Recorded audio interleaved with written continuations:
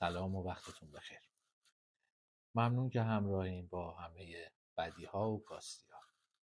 سریع میرم سراغ قسمت بعدی داستان‌های ریگو و روزا.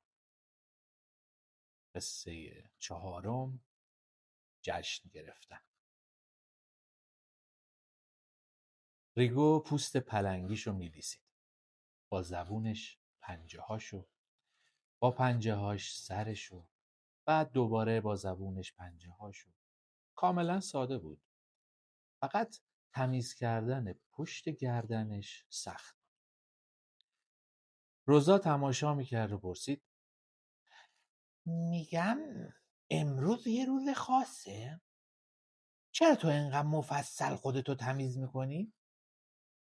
ریگو همونطور که میریسید جواب داد: خب من همیشه خوب و با دقت خودم رو تمیز میکنم. ما میشه این روز خاص رو به طور خاصی جشنم گرفت. روزا جست و خیز کنان گفت: حتما. ما چی رو جشن میگیریم؟ سال نو، تولد، عید پاک، عید آب، عید خاک؟ ریگو فکر کرد: ما فقط یه جشن معمولی میگیریم. روزا اصلا خوشش نیومد. عنوانش اصلا با شکوه و پر ابهت نیست. میگم جشن بزرگ و معرکه پر زرق و برق چجوریه؟ خوبه؟ ریگو باز خودشو لیسید و گفت: پس منم باید یک کمی بیشتر خودم رو تمیز کنم تا برای جشن بزرگ و معرکه پر زرق و برق به اندازه کافی تمیز باشم. روزا بازم اصلا خوشش نیامد. اینقدر دیگه وسواس نباش. منو ببین، اصلا خودم رو تمیز نکردم. ریگو با تعجب به روزا نگاه کرد و گفت: واقعا؟ ریگو کاملا نزدیک موش شد و بو کشید. بعد شروع کرد به لیسیدن موش، از بالا تا پایین و برعکس، دور تا دورش و دوباره از بالا تا پایین. روزا جیر جیر میکرد و وول میخورد و قش قش میخند. زبون پلنگ زبر بود و خیلی باحال قلقلک میداد. روزا به هوا پرید. خب حالا نوبت توه.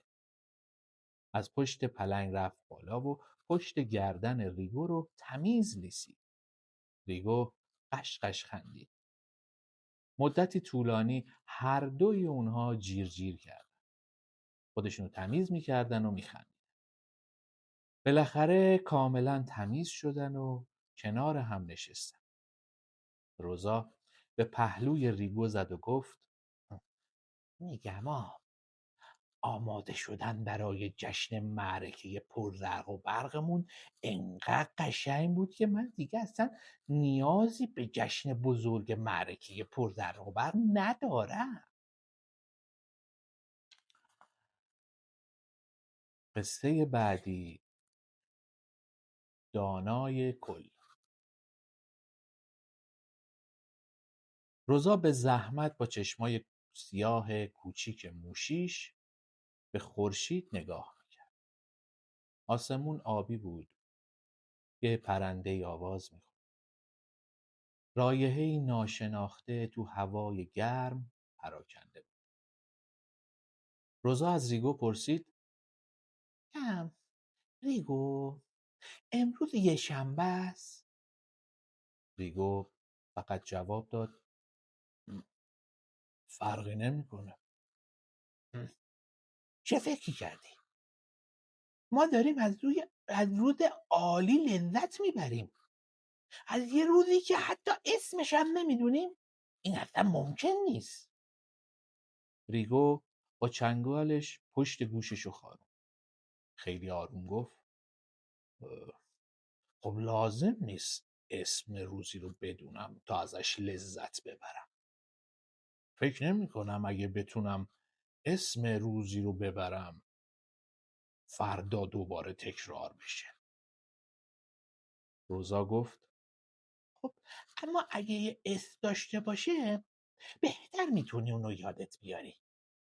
میدونی من دلم میخواد همه چی رو بدونم، نه فقط وقتی یه چیزی مفید باشه. دلم میخواد بدونم مثلا پاپایا چه مزه‌ای داره. دلم میخواد بدونم ارتفاع بلندترین کوه دنیا چقدره. دلم میخواد بدونم این پرنده هست همین که داره پرواز میکنه مثلا داره به کجا میره. ریگو در همین حال گردنش رو با چنگال دیگرش میخواد. اگه معلوم بشه که تو هرگز همه چی رو نخواهی دونست، این تو رو غمگین و افسرده نمیکنه؟ شاید هیچ وقت نتونی بلندترین کوه دنیا رو ببینی، یا هیچ وقت نفهمی مثلا پاپایا چه مزه‌ای داره، چون شاید هرگز یه دونه پاپایا پیدا نکنی. روزا چنان با شدت سرش رو تکون داد که نزدیک بود تعادلش رو از دست بده. ای گربه نادون، این که باعث خوشحالیه نه ناراحتی. اگه کنجکاو باشم چیزی رو کشف کنم و اگه مثلا روزی یه دونه پاپایا پیدا کنم خوشحال میشم، حتی اگه مزهش افتضاح باشه.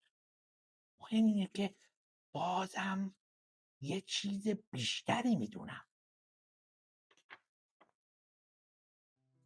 ریگو بدنش رو روی تخت سنگ گرم کش و قوس داد. روزا احتمالاً حق داشت. ریگو به فکر فرو رفت. بالاخره به خودش تکونی داد و پرسید: میگم روزا، پاپایا اصلاً چیه؟ خیلی